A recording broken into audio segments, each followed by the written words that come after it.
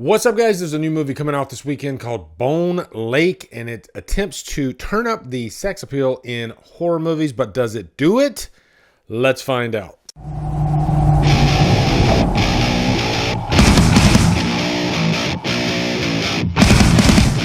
Bone Lake stars Alex Rowe, Maddie Hassan, and is directed by Mercedes Bryce Morgan.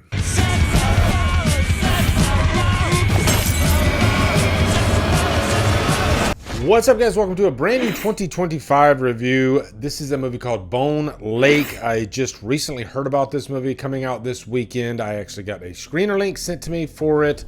And I like horror movies that get a little spicy, get a little sexy, I guess, if you will.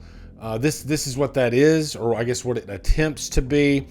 Also, a little side note, I think there's a new subgenre of horror called Airbnb horror, because I'm seeing at least like 5 of these movies pop up every year where a couple ends up in an Airbnb on vacation, and then something really bad happens. I guess it lends itself to a horror premise quite well. At this point, I'd say The Rental might be my favorite Airbnb horror movie. Let me know down in the comments your favorite Airbnb horror movie. I'm sure there's 10 of them by now. Maybe I could do a ranking.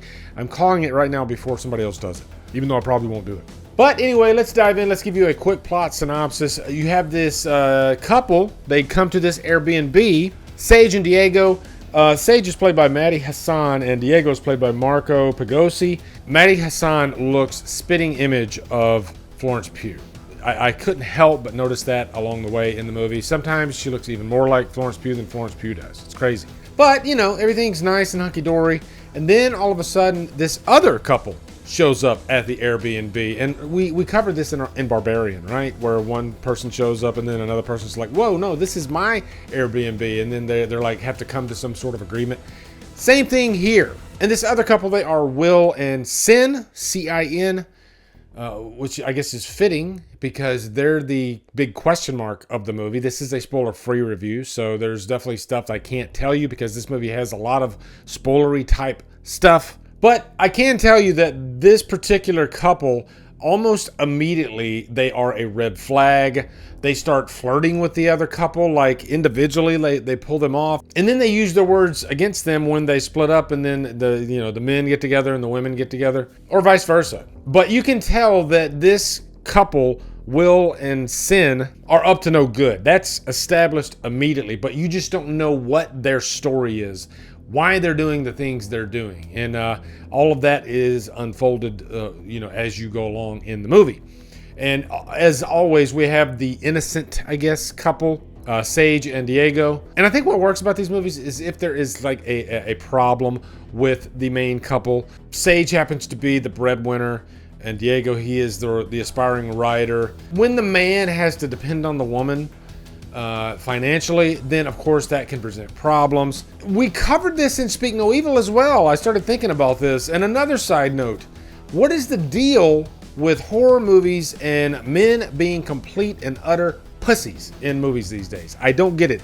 It's not always that way, but for some reason I'm noticing it more and more and more. And I don't get why writers are doing this. What happened to men being complete badasses in horror movies? Yes, I'm sure they exist. I'm sure they're there. But it's just a thought that occurred to me because I have noticed that men aren't stepping up as much as I guess they used to. Women have always been strong in horror. No, that's not nothing new. This isn't like me complaining about girl bossing or girl power. There's always been strong women in horror as far back as I can remember. All right. But something has happened to the men. And I guess that's a whole other discussion, but that does play into whether I liked this movie or not. It weighs it down a bit.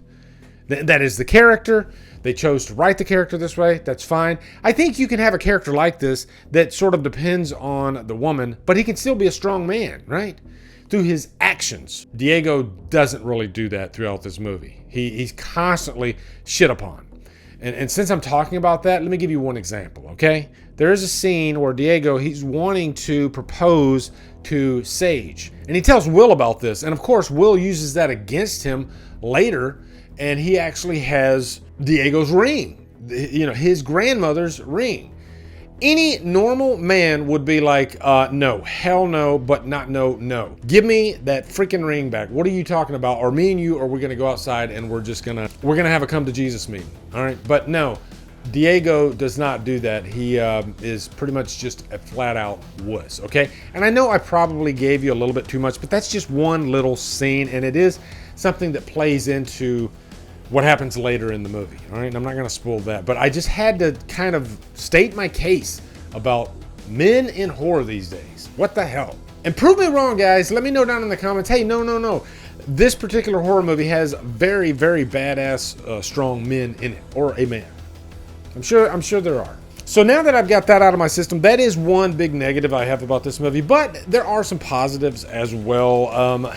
I do like, I guess, the guessing game of Will and Sin, not really knowing what their ultimate motive is. And I do think once you find out what's going on, because this is a thriller, a horror movie, it's probably going to be something that's totally screwed up. And I like that about this. I did like, I guess who they were in the movie. I think it lended itself to the psychotic nature of the story. This definitely has some blood in it in the last act as well. You can tell that they're definitely going for broke in terms of, the violence. And that's also a nice bonus. There's some scenes here that quite surprised me, actually, by how, far they went with it. No, it's not like Terrifier or anything like that. But, in terms of, when it all comes to a head, it does get bloody, okay? They're not trying to give you like a mind trip or anything here. And the best character in this movie is Sage. I really enjoyed this character. I enjoyed Maddie Hassan's performance. I think she's the best actor in this movie. And I did like Will, played by Alex Rowe. Will and Sin, they're supposed to be more seductive to the other couple. Otherwise, it really wouldn't work at all. This movie definitely has a theme of like temptation there. And I think they were cast to type for that. Really, it's sort of like the Ginger Marianne type thing with Sage and Sin. Because I actually preferred Sage. But she does fit the girl next door type, whereas Sin has more of a model type get up going on. And they even talk about that in the movie. I think that's about all for the pros. As far as the cons, I don't think this movie's directed like amazingly or anything like that. You can definitely see the budget here. It definitely feels more low budget, and I don't always mind that. I think if you are a very talented and creative director, you can take the smallest of budgets and make it work. Some of the scenes in this, it almost felt like porn lighting, if you know what I mean. And for a movie that's trying to up the ante in terms of, eroticism and being sexy, no, this just doesn't do it. You put a movie like Wild Things against this, forget it, okay?